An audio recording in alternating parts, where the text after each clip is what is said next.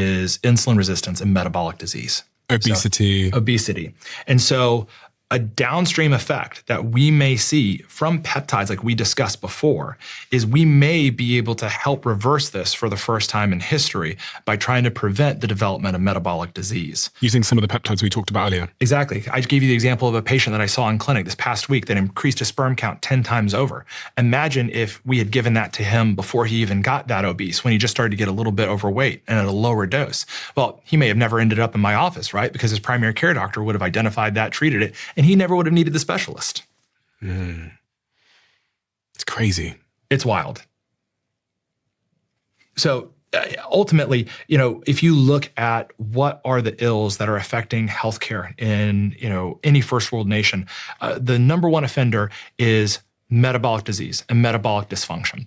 And this is something that was actually hinted at, by, RFK whenever he was talking about root cause of disease. Well, yes, we have many, many diseases and many, many infections that don't stem necessarily from insulin resistance. But if we look at cardiac disease, if we look at issues with lack of perfusion, my specialty, erectile dysfunction, right? We look at cancer. All of this is related back to obesity and metabolic dysfunction. And so if we can eliminate that, as a society, or we can minimize it to as little as possible, well, maybe I'd finally work myself out of a job. Your specialty is erectile dysfunction? Yeah, so my specialty is this branch off of urology that we broadly call men's health, okay? And so what that incorporates for us is going to be low testosterone, advanced hormone management. I take that a little bit further than most people. That's totally cool. And then also erectile dysfunction, Peyronie's disease, which is damage to the penis that causes curvature, and then male fertility on top of that. And I do a little other thing, treating leakage after prostate cancer treatment. And that's basically it. I treat like 5 things maybe, and that's it. So I'm very, very specialized because I was the kid that, liked to take my sandwiches apart and eat it one at a time. I was very precise. And I figured, you can do a lot of things in this world and be okay at them, or you can pick 4 or 5 and get pretty good at them. So that seemed to work for me. I was looking at a photo of you 5 years ago and you were very different. Yeah. You've changed a lot. So I will tell you this. Medical training in the United States has gotten better, but it is grueling. It's absolutely grueling. For 5 years, I worked anywhere from 80 to 100 hours a week in a hospital. No eating, very little sleep. Did not care for yourself at all. And again, we can argue whether or not that's necessary all day long. But the truth is that it really beat me down. It absolutely took me apart physically and psychologically.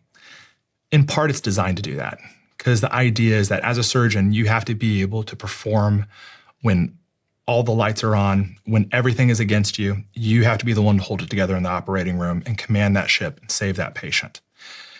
And I remember being totally devastated towards the end of training.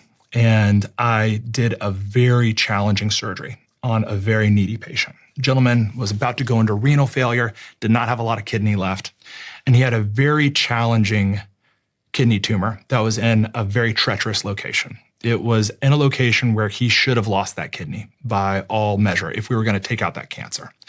And he was at a county hospital. He had no insurance, and we swung for the fences and did a very, very challenging operation on him. And against our best efforts with having everybody there, he ended up having a bleed postoperatively that night. And I remember getting the call, I was on call, and that his blood pressure had dropped and that he did not look well. And I knew exactly what it was because, again, this was a very treacherous surgery. And I went in the middle of the night with my attending, who was a different attending than the one I did the initial surgery with. And I remember just opening him up and just being covered in blood that we were taking out of the abdominal field, that we were evacuating, eventually identifying the area of the bleed. And there was no way that it could have been avoided. I remember my attending yelling at me, and we ultimately had to take that guy's kidney. And I remember walking out of there, just being totally shattered, covered in blood, crying in a hallway by myself, wondering if like what was the point? Like, is there a tomorrow after this? Like, I spent all this time in this training. Like, am I good enough? Am I going to be able to make this?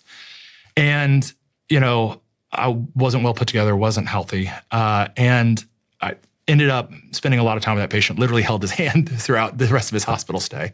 And he ended up recovering, and against all odds. But, afterwards, I took a strong interest in not only taking care of my patients, but also practicing what I preach, taking care of myself and prioritizing my own health. I got evaluated. I was diagnosed with low testosterone myself. Turns out not eating or sleeping for 5 years will do a number on you. And cortisol stress. Through the roof, 24/7. I cannot even imagine what, there's a part in the brain called the hippocampus that when they do MRIs on soldiers that come back from war, that'll be degenerated in them. I wonder if we did that in surgical trainees, what that would look like. But I made a commitment to take care of my patients, to take care of myself and make that a priority, and to be, simultaneously the best doctor and, the best father and, husband that I could be. Not perfect, made a lot of mistakes along the way. But, what you're seeing from 5 years ago is where I was, I've been in training now for 7 years, so it took a while to kind of recover from that.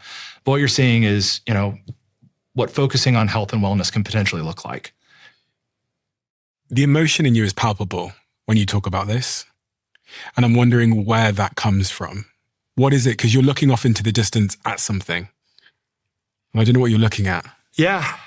I mean,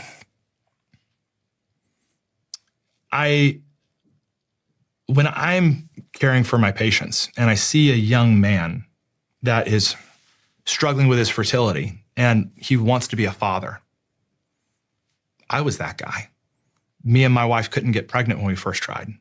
We ended up having to do in vitro fertilization and IVF. I remember feeling like I wasn't a man because I was sitting in that room holding her hand and not having an answer as to why things weren't working. When I see my patients who come in that are, struggling because their hormones are out of whack, and no matter how they try to take care of themselves, something just isn't clicking. I've been that guy.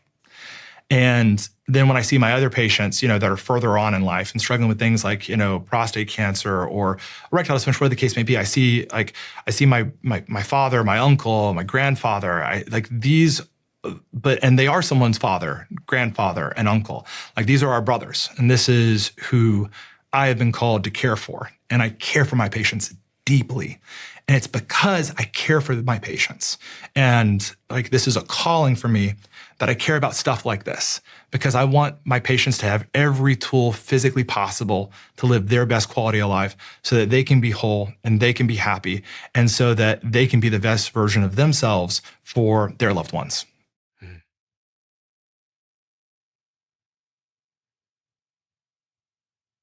Well, thank you for caring, because it matters. And a lot of this stuff is quite opaque and confusing to an average person like me, but I'm so glad that we have people out there in the world like you that are demystifying all of this for us and explaining it in simple terms, but also championing it. Because, one of the other things I've learned from doing this podcast is solutions to problems that a lot of people are suffering with are option right in front of us, but they need voices and educators like yourself